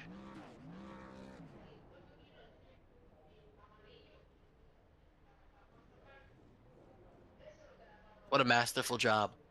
Incredible work from Mikey Neal to get that fuel saved up and just do just enough right to make it seem like everything went right. He did everything he was supposed to at the time in which it mattered. And for Mikey Neal, it results in a race win. One we've never seen before out of the driver of the 8, so he's going to be really, really ecstatic about that. Let's go through our race results here from the Charlotte Motor Speedway. We'll get an opportunity to go through where everybody finished in tonight's event. So looking at our top 10 finishers for this evening, it's going to be the number 8 of Mikey Neal that takes over the race win from the Charlotte Motor Speedway over half a second over Jonathan Jurgensmeyer. Michael Walls is able to complete another top 3 effort, called this shot, and it results in 2 P3 finishes for the number 7. Kyle Benson able to recover for a 4th place result, with Justin Rock getting another top 5 finish. Duncan Fall is able to come away with 6th place, and you can see that big gap back to 7th place. Tony Kivett, what a run for the number 55. He was able to hang on there for a top 10 result. Same thing for Craig Parks on that fuel run. You got to remember, he was on the same strategy as Forrester, and he was able to come away with that top 10 effort. Jason Hastings will finish in the top 10 as well in the 9th spot. Brandon Banks will round out the top 10. And then it's Chris Fowler. He had his share of issues in this one. He'll come home 11th. Christopher Bishop comes home in 12th. There's Colin Forrester, plus 48 seconds there, finishing in 13th. The fuel save did not quite work for him. Then a lot of the guys who got involved in accidents, Jesse Priest, Nicholas Bauman, Gabe Cazola, AJ Green, all involved in that big crash on the restart. Tyler Murray, Trevor Haley, Alexander Schumacher running out the top 20. 21st will go to Kenneth Bueno. Was not the most ideal ending to his night for the number 117. Jamie Wright will finish 22nd. Greg Lautenslager will be in 23rd with J.J. Hill in the 24th spot. Juan Escamilla will finish 25th with Travis Van Usendorp in the number 26th position. Michael Newbraw will round out 27th. Cody Spare in 28th. Chris Progar will finish 29th. And rounding out our 30 truck field for tonight is the number 72 of Alex Kalzinski. And with that being said, Nate, that moves us into our post-race interviews where we get to talk with our race winner. So we'll step aside here into victory lane and get an opportunity to talk with Mikey Neal for the very first time as a race winner in this series. And Mikey Neal, congratulations on your first win in the series. Congratulations on your first win on this network. Talk us through what it was like in those closing laps, knowing that you had to play the fuel strategy, play the fuel games, and just what was going through your mind in the entirety of the run. Yeah, I just first and foremost, I just cannot believe it. This is probably my first league win in over 4 years. It's been such a long time, and to finally break the curse here, on KBRN, which is also on my truck, it's so awesome. And at my hometown track, Charlotte, I just couldn't ask for anything better. And the truck was so good. With this new scan and everything, the car was loose. It felt great, and that kind of benefited me there on the long run because a lot of people kind of had to migrate back up to the top lane, and I was able to kind of hold the bottom and hold my own down there, and I loved it. And once we got to that last run, I knew that we were going to be pretty close. I wasn't sure the exact number that I could go on fuel. I just kind of was watching my fuel marker and iRacing, and once I got about 2 laps to the good, I decided to go and push because Benson pushed about a lap before me, and so I was able to get the lead. And from that point on, I kind of was able to burn about a lap and a half. But luckily, I was also able to save my tires, so no one was really able to make a move on me there. But yeah, saving tires and saving fuel is right down my alley, and I was able to make the most out of it there. You're able to make the most out of it there, Mikey, and you decided to go right at the very appropriate time. And I'm sure that throughout the night, especially after dealing with those cautions late or in the middle portion of the race during those green flag pit stops, I'm sure at some point, not just yourself, but everybody was thinking, okay, this run is certainly going to get broken up by a yellow flag at some point. Yeah, absolutely. And that's all a part of the game. Sometimes you got to put all your marbles on one side, and that's what I did. I kind of got lucky with that massive crash on the restart. Luckily, I just barely avoided it as it happened behind me. But once that happened, I knew that I really didn't have anything behind me because I think the closest car once me and Kyle started saving was probably around 4 seconds. A few laps in, and so I knew that I had no pressure. And the second I saw the front few guys start to check up after about 8, 7 laps, that's when I knew that I had to go past them because they wouldn't fight at all. And luckily, was able to get around them. I just kind of watched my fuel, man, kept coasting, and just hoping that a yellow wouldn't come out because that first long run we had, I was so good on that long run. I drove up kind of got behind the top two guys there, and so I was kind of bummed once we got a caution, but luckily it kind of came down to a little bit of fuel saving there, and then we had that massive pile up on the restart. Without that, probably wouldn't be sitting here, but nevertheless, can't think about what would have happened. Just look at what did happen, and that's being in victory lane today. Obviously, this one is really going to help you in your overall point situation to try and make that bid towards the playoffs, Mikey. And as we've completed at the halfway point through the regular season and we go into our second half of the regular season schedule, how do you look at the last 5 remaining tracks before our playoff run, and how do you view that in terms of your odds as we move into a road course followed by a dirt track in the next 2 weeks? Yeah, of course. We got some fun tracks coming up, and I'm pretty neutral everywhere. Charlotte's honestly one of my best tracks, so I kind of got.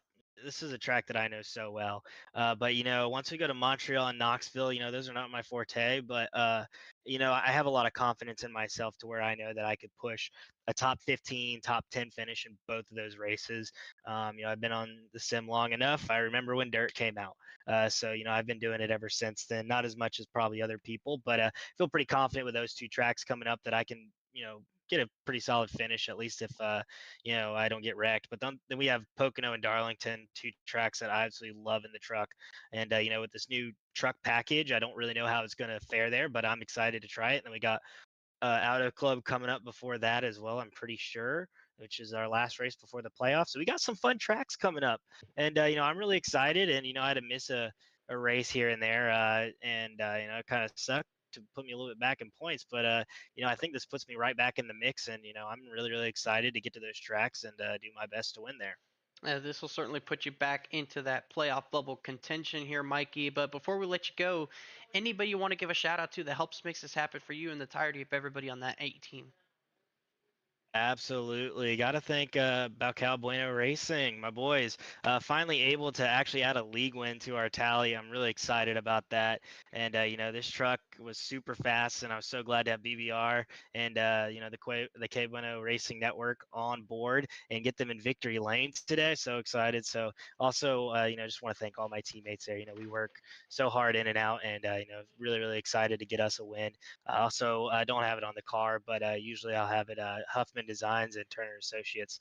My grandfather had a pretty rough week in the hospital. I was there by his side the entire time, so this one's for him.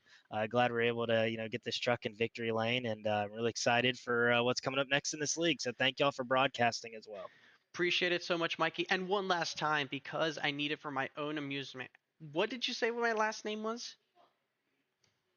Is it Balcao? I don't even know, Francisco. But I've always said Balcao because I can't pronounce anything. If you hear me say, I have to say Auto Club because I can't say Auto Club, and then also there's a few other words I just cannot say, and so don't mind my accent. The accent's fine, Mikey, but that is a new scoregami I have to keep track of. I can't say I've heard that pronunciation yet. It is Bacaya. That'll help you in your future interviews, though. Okay, I'll just go with Balcao, and that's what it's gonna be. Okay, sounds fair enough. I tried my best, but congratulations on the win, Mikey, and we'll hope to see you out here in the next couple weeks. Yep, thank y'all. That is Mikey Neal, race winner here from the Charlotte Motor Speedway. Can't even pronounce his owner's name. I don't know what to make of that. I mean, that's not the first time, but that's a new one. I can't say I've heard that one yet. Yeah, Balka, that's interesting. But definitely ate some letters in there and possibly added some new ones. That's not exactly an ideal look for me, but nonetheless, we'll take it and move on down to our runner-up from tonight's race. Nate Polite is caught up with Jonathan Jurgensmeyer. Congrats on a P2. I feel like I'm getting deja vu interviewing you after a second place finish in a excuse me, in a race where discipline and tire saving and fuel saving this time around was so important. Can you take me through that last run? What was the intensity of saving the fuel while in a battle?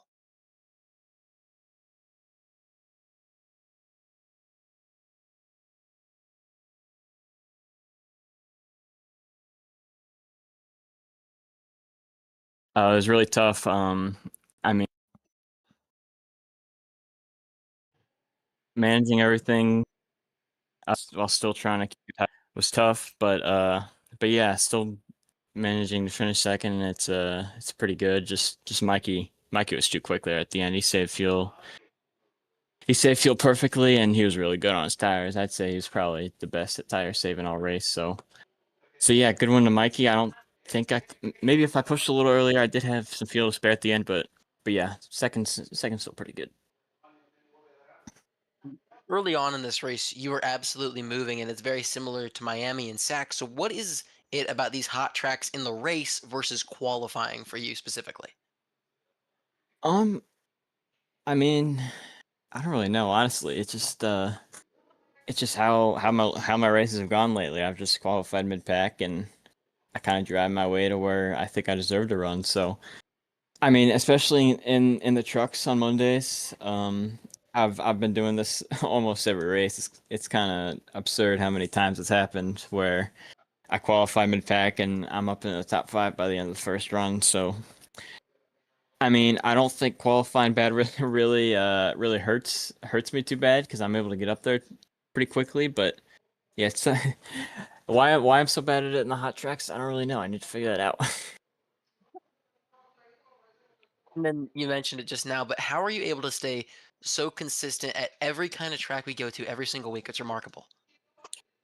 Um, I mean, just staying in it, and I mean, there's some good tracks. There's some better tracks for me, and there's worse tracks for me. But you just got to keep your head in it, and I mean, just stay in it for the end. I mean, 4 wide at Richmond. Richmond's my worst track on iRacing by far that we go to constantly, and I mean, you just got to keep yourself in the fight, and you can strategize your way to good finishes every single race, and I mean, especially here in the trucks, I think I'm pretty consistent at most tracks in the trucks, besides a few short tracks, obviously, and yeah, just staying in it. And then before we let you go, is there anyone that you wanted to thank for this run here today? Shout out to all the guys, Micah and Justin ran very well. Who made this paint scheme? I don't remember. I think Justin might have made this paint scheme a long time ago, but yeah, that's about it. Congratulations again on a second place finish, Jurg. Thank you. That's Jonathan Juergensmeyer, your second place finisher from the virtual Charlotte Motor Speedway. Great stuff there, Nate. And Jonathan able to come away with another excellent result that'll surely shoot him up in the point standings and really help his opportunity to eventually make that playoff push. We'll go back one additional spot to round out our top 3 interviews for the night. And once again, it is Micah Walls running out our podium finishers. And Micah, I had a little birdie told me earlier today that you called your shot just like you did last week, and you ended up in the same spot. So I'm sure it's not the spot you wanted, but still nonetheless a really good result here. Yeah, unfortunately we didn't get the winner. I mean, I don't know. I think I should have pushed a little earlier than what I did there, trying to save gas. But yeah, I don't know. We'll get it eventually one of these weeks.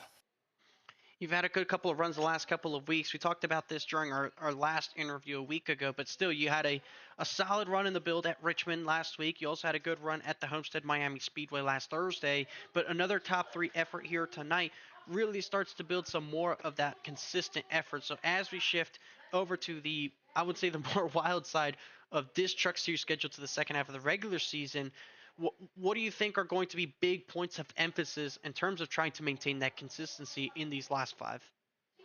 Yeah, it's been really big for us ever since we won 4 wide. We've just been really consistent, really putting in the effort, trying to get a little better on the sim. It's kind of been showing, even though we've messed up here and there, and on Thursday and SAC. So, but yeah, but this next part of the Truck Series schedule is gonna be really challenging for us. We're not gonna be able to race Montreal, unfortunately, but we're gonna show up for Knoxville. And we're gonna give it our best. So. Unfortunate that you won't be with us at Knoxville, but you still have some more racing to do. Even that later that week, hopefully, I would assume so. We got a good bit of a week here. We have looks like 4 wide's going to be off, and I think SAC is also in a different situation with their schedule. So that means you have a whole week to kind of take your mind off of that. Maybe try to come back with a little bit of a fresher appearance when we do show up to the Nashville Super Speedway and 4 wide on September 17th, and the SAC Cup Series opening round of the playoffs. So in this time that you take off and you try to come back with this newfound energy, what are some of the things you're looking to try and improve on when we do show up back for some more racing after this week off? Yeah, I mean, even the next gen, we got to try to work on car control a little better. The dirty air is pretty bad with all the aero packing and junk like that. So it's just all about putting in practice and trying to get better each and every week. So yeah, I'm hoping that those updates tomorrow really do a number on that aero packing, and I'm sure many drivers will second our sentiment to that. Micah, congratulations on the top 3. Before we let you go, anybody you want to give a shout out to that helps makes this happen for you and your 7 truck? I got to shout out the GOAT guys and shout out Bill and big shout out to Nate. Congratulations, Micah. Another top 3 result will definitely help your points situation. We do hope to see you out in Knoxville when you're back. All right, appreciate it. That's Michael Congrats, Walls. Micah. Top 3 for Michael Walls. Congratulations from all of us here on the booth. And I turn to you now, Nate. As we've concluded our post-race interviews here, we talked to the drivers, we've listened to what they've had to say, and now we get to analyze and look forward. We completed the first half of the regular season. Now that's behind us. We turn around and go towards the second half of our schedule. And if we look here towards our schedule banner, what we'll see is we'll see something that's very telling. We'll go here to our schedule, and there you see the story. There's next week we go over to the Montreal Speedway, we go to Knoxville Dirt Racing, and then we go to 3 very different tracks in Pocono, Darlington, Auto Club. So difficult, so challenging by the time we get to Auto Club to determine our 10 playoff drivers. And it doesn't end there. Our playoff tracks are no cookie cutters either. So when you look at the variants of our racetracks, which one would you say is the easiest racetrack of the ones remaining? Well, don't ask me to get behind the wheel at any track on iRacing, but of the ones remaining, I mean, they've all got their own little quirks to them. I mean, Montreal, of course, is going to be extremely difficult. I talked about that earlier. Knoxville on the dirt, these trucks are going to be sliding everywhere. Pocono is tricky. Darlington is too tough. Auto Club and Chicagoland are the only ones that are even remotely similar on this track. And even still, that's 2 miles to a mile and a half. I guess you might just say the easiest one is Talladega because you can ride online and just hope you don't get wiped out. But none of it's easy, right? None of this is easy. And that's why what these drivers do is so impressive every week on the sim and in real life. It's going to be super intriguing to see what happens. Mind you, we've had 5 different winners so far in the regular season. Really, And we've got 5 very different tracks coming up. And we got another 5 pretty different tracks in the playoffs. I'm not going to say we'll have 15 winners, but it's going to be super intriguing to see who in this diverse portion of the schedule really sets themselves apart as the driver to beat in the KBRN Truck Series. That is absolutely right, Nate. I agree with you in that the driver that's consistent in this next portion of the schedule is most likely going to come out as one of the championship favorites, because right now, even though there's a couple of guys on the top side of the points, there's no real favorite. Nobody really stands out as someone who's going to be the main championship threat. And yeah, we're only 5 races in, but it's like you said, 5 different winners, 5 different types of races that we've seen so far. So really no one has stood out quite yet. And in these next 5, it'll most likely show itself. Someone's going to clip you saying Talladega being as the easiest, and and it's going to be a meme sometime forward, I'm sure. But I do agree with you in that it's just so difficult to pick which track you look at and try to say it's possibly one of the easier ones remaining, because they're all difficult in their own way. So they're going to be trying to maximize every single week in and week out to make sure they get good on the points front. Right now, we don't have the points officially done post the race here from the Charlotte Motor Speedway. We were hoping to at least have it done to verbally convey them forward to our audience to try and establish a playoffs or a playoff picture, but we will try to provide that to you in the second half of the regular season to really talk points and really talk playoffs and reference something here on the broadcast so we can provide that to you guys in forward. But any last things you want to get out here, Nate, as we conclude here from Charlotte and move to Canada next week? I'll cover my rear end and reiterate, there's no easy tracks on the schedule. I simply picked the one where there's a lot. There's the full throttle track, right? That's the one thing that Talladega has that the other tracks don't.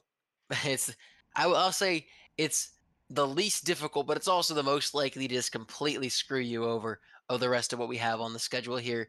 But last thoughts, what a job by Mikey Neal to save that fuel and get across the line first tonight.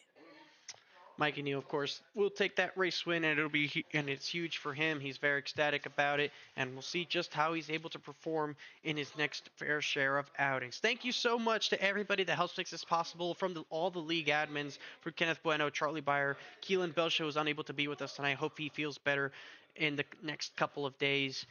Thank you to everybody that joins us to watch these shows here on our Monday nights. If you want to watch more action here on the KBueno Racing Network, be sure to join us on Thursday for some Stack Cup Series action in that SDS event. That I'm sure you can get some more information if you were to tune in Thursday night at 8:30 p.m. Eastern. We'll be back here next Monday night from the Montreal Circuit, Gilles Villeneuve, here at the same time, 8:30 p.m. Eastern. And 4 Wide will be back on September 17th from the Nashville Super Speedway. I can't wait to take the track there from the Music City. Always love going to the Music City. But on behalf of all of us here on the KBueno Racing Network, from all the broadcasting partners, from Kenneth Bueno, Charlie Beyer, Keelan Belshaw, JJ Hill, Eli Comerford, from Nate Polite in the booth with me, I am Francisco Bacallao saying so long and have a good night. Enjoy a peaceful evening, and Montreal lundi soir prochain. I hope I said that wrong.